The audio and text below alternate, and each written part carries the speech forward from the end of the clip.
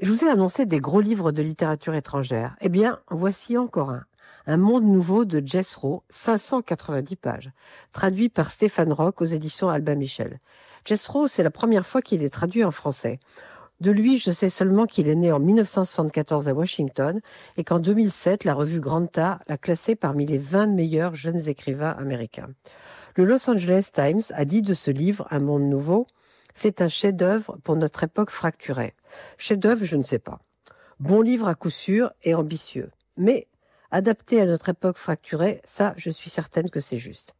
La famille Wilcox est en effet comme un concentré des fractures de l'époque. Pour ne pas vous perdre, je vous conseille de consulter, avant de commencer la lecture, la chronologie qui figure à la fin du texte. Sinon, ça va être dur.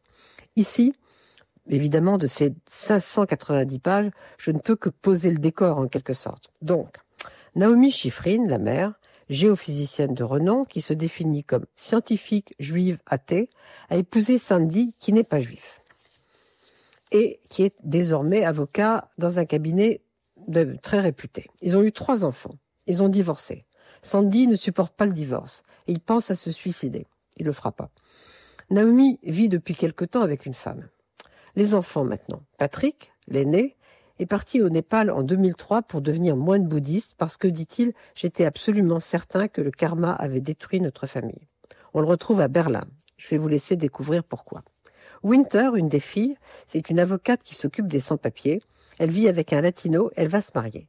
Alors, elle ne sait pas bien si elle veut un rabbin ou pas.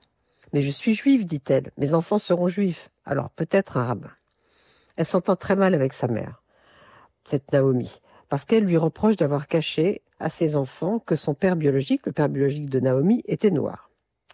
Tout ça est très compliqué. L'autre fille, Bering, est morte. Elle a été tuée en Cisjordanie. C'était une jeune femme qui avait le sentiment de n'être chez elle nulle part. Elle croyait avoir trouvé une raison de vivre en étant, disait-elle, une juive de la diaspora qui aide les Palestiniens en étant sûre que les gens du coin reconnaissent l'ironie de la situation. Vous comprendrez mieux cette Bering en lisant tous les emails qui sont restés dans la boîte brouillon de son ordinateur. Car ce livre utilise les ressources de multiples technologies, dont les emails, les voice memos, les forums de discussion. Il est aussi souvent question de littérature, d'Italo Svevo à Gabriel Garcia Marquez, en passant par Milan Kundera et son art du roman, qui, évidemment, nourrit une interrogation sur le roman en général et sur celui qu'on lit.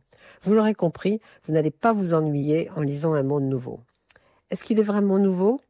Quoi qu'il en soit, c'est tout un monde qu'explore Jess Rowe à travers la famille Wilcox, qui, cette famille, se demande comment elle en est arrivée là. On se le demande aussi. Ce roman fou a reçu le prix Transfuge du roman américain. Il est publié, je vous l'ai dit, chez Albin Michel. Et je peux vous assurer que vous en sortirez perturbé, à coup sûr.